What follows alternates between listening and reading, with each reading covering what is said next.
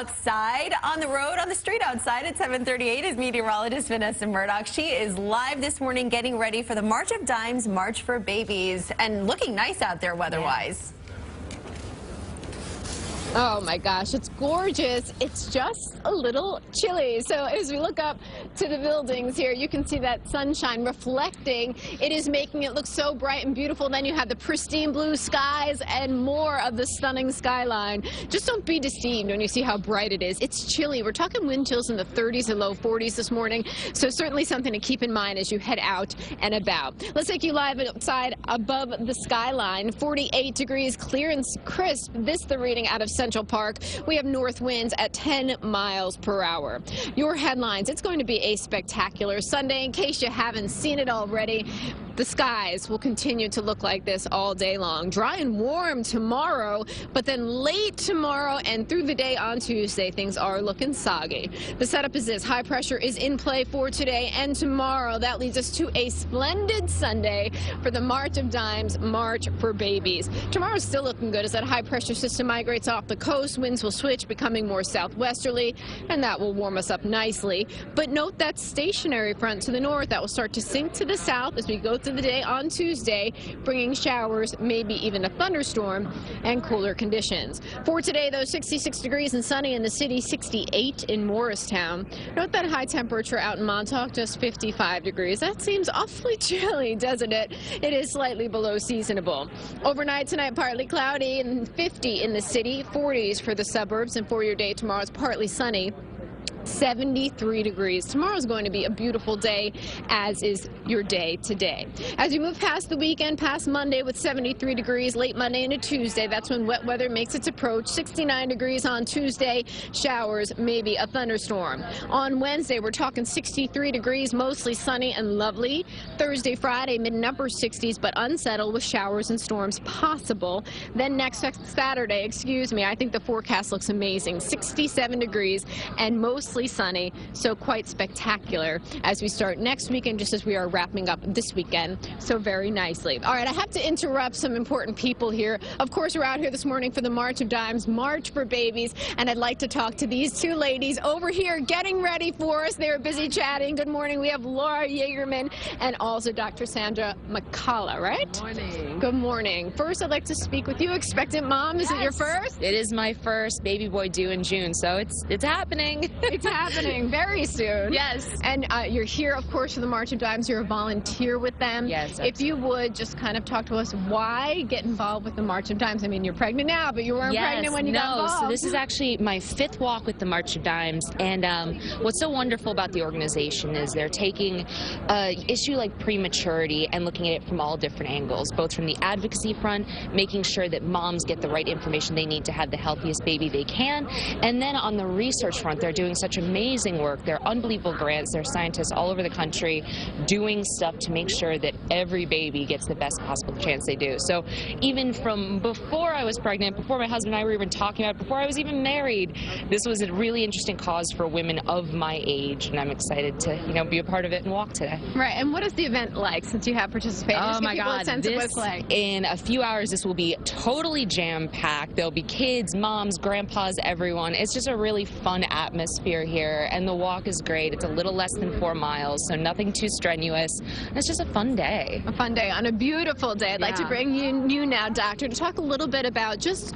prematurity and what are some of the things that women like Laura can do to just try and secure those babies. Right. Well, prematurity is probably one of the biggest challenges that we have, and however, we've made some progress and some great strides, and much of it due to the work that organizations like the March of Dimes does. Currently, about 1 in 9 to 1 in 10 babies are born prematurely, of which 70% are spontaneous and not anticipated. Wow. Thus, every woman is at risk, but clearly women who've had a prior premature birth are at great test risk, and there are many, many things that the woman could know and do and share with her provider. For instance, knowledge about 17 progesterone. That's a special injection that women who had a premature birth may qualify for at the time of the subsequent pregnancy. Knowing about what's called universal cervical length measurement. The cervix is what really keeps the uterus closed, and a short cervix increases the risk of prematurity. So that in general, it is advocated that every woman get her cervix checked somewhere halfway through the pregnancy.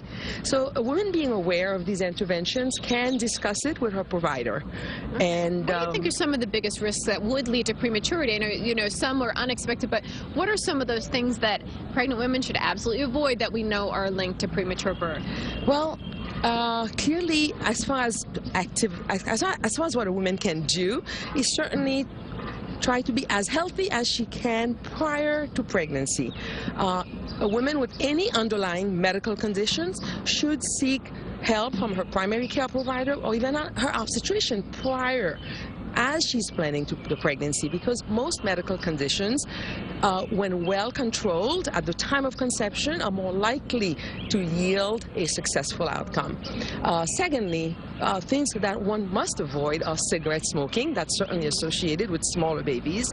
Clearly illicit or other recreational drug use, I should call them these days. Alcohol, of course, should not be consumed during pregnancy. And trying to remain as healthy as far as having a balanced meals on a regular basis, and moderate exercise is also extremely important. Okay, and what about on the research front? What are some of the things that you find to be most exciting, some of the greatest advancements that have been made to help babies and to, reduce the amount of premature birth? Well, there's about two things that I'd like to mention. From a pharmacological point of view, the use of progesterone, both in the form of an injection and the suppository, have been linked to successes defined as a reduction in subsequent premature births. That's probably one of the most useful interventions to date. And though and more research is ongoing, to establish which women might benefit the most from these interventions. Unfortunately, there are still challenges that remain. Of course. Long way to go, but that's why we're here, hoping to raise millions of dollars today. So you said you've been walking for quite some time. How much money are you raising this year with your team? So I think collectively over the past 5 years, I'm a little under $10,000 with my team. So there are teams out here that do amazing stuff. I mean, it's really just more about coming out and doing what you can. Whatever you can give is awesome. Right, exactly. Well, ladies, thank you so much for joining us this morning. It's going to be, like you said, crowds of people packing in. It is exciting to be here today. It's a beautiful, beautiful time. And it's lovely for you ladies to be here. And later on, of course, we're going to be joined by Eli Manning. He is the celebrity spokesperson and my other special guest. But for now, ladies, we will send it back inside to you.